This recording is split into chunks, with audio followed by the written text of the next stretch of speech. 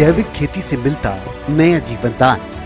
हरियाणा सरकार के प्रयास ला रहे रंग। जैविक खेती को तेजी से अपनाता महारा किसान। जैविक खेती में लागत कम, मुनाफा ज्यादा। प्राकृतिक खेती कृषि की प्राचीन पद्धति है जिसका महत्व हमारी भूमि के लिए कई मायनों में बहुत ज्यादा है, तो वहीं समाज और मानवता के लिए भी ये बेहद महत्वपूर्ण है। प्राकृतिक खेती भूमि के प्राकृतिक स्वरूप को बनाए रखती है। नेचुरल फार्मिंग में रासायनिक उर्वरकों और कीटनाशकों का प्रयोग नहीं होता, बल्कि प्रकृति में आसानी से उपलब्ध होने वाले प्राकृतिक तत्वों, जीवाणुओं के उपयोग से खेती की जाती है। ये पद्धति पर्यावरण के अनुकूल है और फसलों की लागत कम करने में भी कारगर है। प्राकृतिक खेती में जीवामृत, धन जीवामृत एवं बीजामृत का उपयोग पौधों को पोषक तत्व प्रदान करने के लिए किया जाता है। इनका उपयोग फसलों पर घोल के छिड़काव या सिंचाई के पानी के साथ में किया जाता है। प्राकृतिक खेती में कीटनाशकों के रूप में नीमास्त्र, ब्रह्मास्त्र, अग्न्यास्त्र, सोठास्त्र, दृशापर्णी, नीम पेस्ट, गौमूत्र का इस्तेमाल किया जाता है। पिछले कई वर्षों से ज्यादा मुनाफे के चक्कर में किसान रासायनिक कीटनाशकों का प्रयोग फसलों पर करते आ रहे हैं, जिससे मिट्टी की उर्वरा शक्ति खत्म हो चुकी है एवं भूमि के प्राकृतिक स्वरूप में भी बदलाव हो रहे हैं, जो किसानों के लिए काफी नुकसानदायक है। रासायनिक कीटनाशकों के प्रयोग से जल प्रदूषण, वायु प्रदूषण, मृदा प्रदूषण प्रतिदिन बढ़ रहा है। इसके अलावा किसानों की फसल पैदावार कमाई का आधा हिस्सा रासायनिक उर्वरक और कीटनाशक खरीदने में चला जाता है, क्योंकि रासायनिक कीटनाशक काफी महंगे होते हैं। मानव जीवन के नजरिए से भी देखें तो रसायन युक्त खेती खतरनाक है। इसके बहुत से दुष्प्रभाव भी देखे गए हैं। अत्यधिक उत्पादन की दौड़ में प्रकृति के मूलभूत सिद्धांतों को ध्यान में नहीं रखा गया। खेती में रासायनिक उर्वरकों और कीटनाशकों का अधिक उपयोग होने लगा। इसके परिणाम स्वरूप रासायनिक उर्वरक और कीटनाशकों से उत्पादित अनाज, फल और सब्जी, दूध का सेवन मानव स्वास्थ्य के लिए हानिकारक सिद्ध हुआ। रासायनिक उर्वरकों के उपयोग से भूमिगत जल, नदियों के जल में नाइट्रेट का स्तर बढ़ता जा रहा है।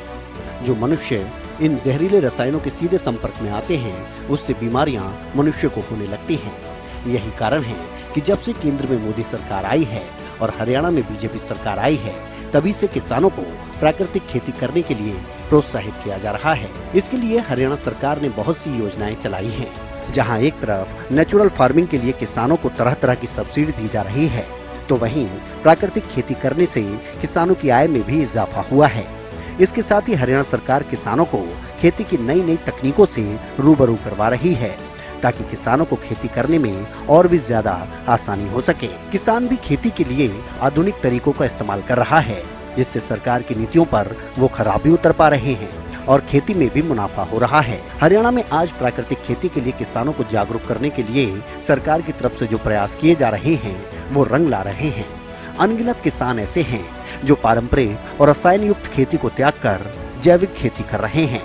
ऐसे किसान खुद को प्राकृतिक खेती के जरिए उन्नति की अलग राह पर लेकर चल पड़े हैं। इन्हीं में से एक प्रगतिशील किसान हैं कनीना के गांव भड़फ के रहने वाले रवि प्रकाश। रवि प्रकाश पारंपरिक खेती छोड़कर ऑर्गेनिक खेती कर लाखों रुपए कमा रहे हैं। किसानों को जैविक खेती के लिए प्रेरित करने के उद्देश्य से कंपनी में अच्छा पैकेज छोड़कर भड़फ गांव के रवि प्रकाश अब जैविक खेती लगातार कर रहे हैं। जैविक खेती के लिए खाद घर और आसपास के उपलब्ध चीजों से ही वो बनाते हैं। रवि बड़े रूप में सब्जी की खेती कर रहे हैं। प्रगतिशील किसान रवि प्रकाश ने बताया कि फिलहाल उन्होंने कपास और बाजरा उगा रखा है। मेरा नाम रवि प्रकाश है सर। आज आप ऑर्गेनिक खेती कर रहे हैं, हाँ जी ये आपने कहाँ से ट्रेनिंग ली और किस प्रकार से आप इसकी की? सर, सबसे पहले बताऊं कि मैंने अपनी क्वालिफिकेशन कंप्लीट करने के बाद मैंने एक अच्छी कंपनी, मल्टीनेशनल कंपनी में काम किया था।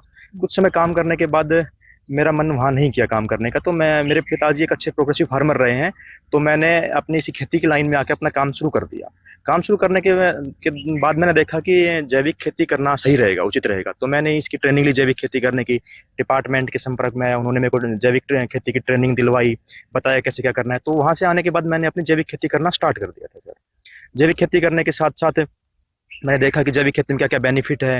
हालांकि स्टार्टिंग में थोड़ा सा इसमें जो पैदावार होती है वो कम होती है, पर टाइम के साथ साथ जैसे जैसे टाइम होता जाता है 2 से 3 साल बाद पैदावार अच्छा होने लगता है। अब जैविक खेती करते हैं तो अच्छा पैदावार हो रहा है, अच्छी बेनिफिट हो रहा है, हमारी जो फसल का उत्पाद होता है अच्छे रेट में हमारा सारा सेल हो जाता है। किस प्रकार से आपको ये आया कि मैंने ये खेती करनी? एक्चुअल क्या है कि सर मेरे पिताजी वैसे तो 7-8 साल से 1 एकड़ में हमारे घर खाने के लिए 1 साल उसमें गेहूं लगाते थे, 1 साल बाजरा। उसमें हम घर यूज करते थे, उसमें सिर्फ क्या है वर्मी कंपोस्ट यूज करते थे। वो 7-8 साल से करते आ रहे थे। तो मैंने सोचा कि क्यों ना अभी मार्केट की जो डिमांड है उस चीज को देखते हुए सरकार भी लगातार प्रयास कर रही है कि किसान जैविक खेती को अपनाएं, जैविक खेती करें। इन चीजों को देखते हुए मैंने फैसला किया कि हम टोटली जैविक खेती करेंगे और आज मैं 10 एकड़ की जैविक खेती कर रहा हूँ। इसके लिए मेरे को हमने एक एफपीओ बना रखा है, उसके माध्यम से ट्रेनिंग मिली, डिपार्टमेंट की हेल्प मिली, डिपार्टमेंट ने ट्रेनिंग दिलवाई। तो अब मैं 10 एकड़ में जैविक खेती कर रहा हूँ।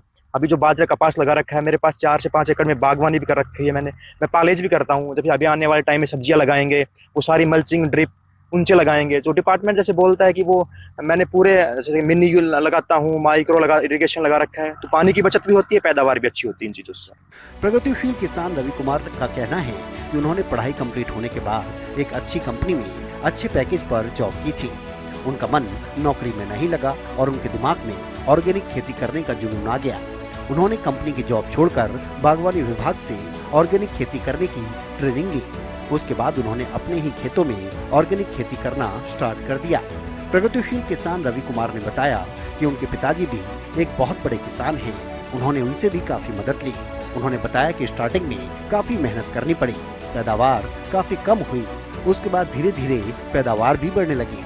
रवि अपने घर पर ही खाद तैयार करते हैं। उन्होंने बताया कि उनकी फसल अच्छे पैसों में बिक जाती है। फिलहाल उन्होंने कपास और बाजरा अपने खेतों में लगा रखा है।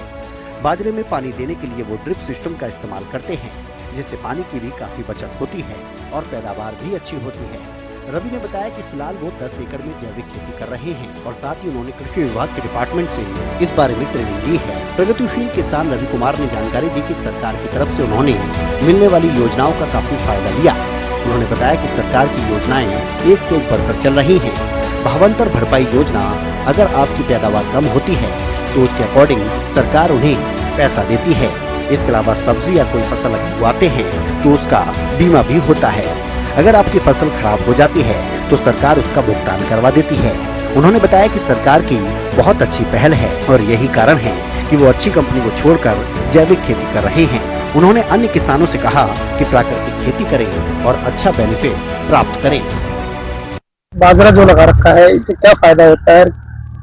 आज के टाइम सर जो गवर्नमेंट हमारी केंद्र सरकार भी, हरियाणा सरकार भी मोटे अनाज के ऊपर पूरा जोर दे रखा है उन्होंने कि मोटे अनाज का उत्पादन लो, मोटे अनाज खाओ, अच्छे होते हैं, हेल्दी होते हैं। तो मैं चाहूंगा कि जो ऑर्गेनिक बाजरा मिलता है, बाजरा खाने में बहुत अच्छा है, बहुत गुणकारी है। आजकल मार्केट में बाजरे के बहुत अच्छे प्रोडक्ट आ रहे हैं, जैसे बिस्किट आ रहे हैं, लड्डू आ रहे हैं, बहुत चीजें बन के आ रही है बाजरे की। अगर अच्छा ऑर्गेनिक बाजरा मिलता है तो आप उसका यूज करो और अच्छे पौष्टिक होता है और बहुत अच्छा बेनिफिट होता है इसका यूज करने से। जो क्या कहना चाहेंगे? मैं यही कहना चाहूंगा कि जो बाजरा गेहूं खाने की चीजें हैं, जो भी अन्य फसलें हैं, आप उसमें केमिकल ना डाल के जैविक तरीके से तैयार करो ताकि उसकी गुणवत्ता अच्छी बनी रहे और जो हम खाएं तो हमें अच्छा लाभ मिले उस चीज का। तो ऑर्गेनिक खेती करने से देखो सर, जो गवर्नमेंट है वो बहुत अच्छा काम कर रही है। जैसे कि अब हम सब्जी लगाते हैं, उनमें सरकार की एक स्कीम चली हुई भावांतर भरपाई योजना, उसके तहत जितना भी पैदावार कम होती है उसके अकॉर्डिंग वो मिलता है। इंश्योरेंस, क्रॉप इंश्योरेंस होता है, हम अपने बाग का सब्जी लगाते हैं उसका, बाकी फसलें हैं सबका हम इंश्योरेंस करवा सकते हैं ताकि कोई भी दिक्कत आए, किसी भी प्रकार से कोई क्षति वो हो जाए तो गवर्नमेंट उसका भुगतान करवा देती है। तो ये बहुत अच्छी पहल है सरकार की भी। और मैं तो ये चाहूंगा कि मैंने जो नौकरी छोड़ के जो आज ये काम कर रहा हूँ इसमें काफी अच्छा लग रहा है, काम करके भी काफी अच्छा बेनिफिट भी हो रहा है। तो मैं सभी से यही करना चाहूंगा कि अपनी प्राकृतिक खेती, जैविक खेती को अपनाएं और अच्छा बेनिफिट प्राप्त करें। प्रगतिशील किसान रवि कुमार न सिर्फ खुद बल्कि दूसरे किसानों को भी ट्रेनिंग देने का काम कर रहे हैं।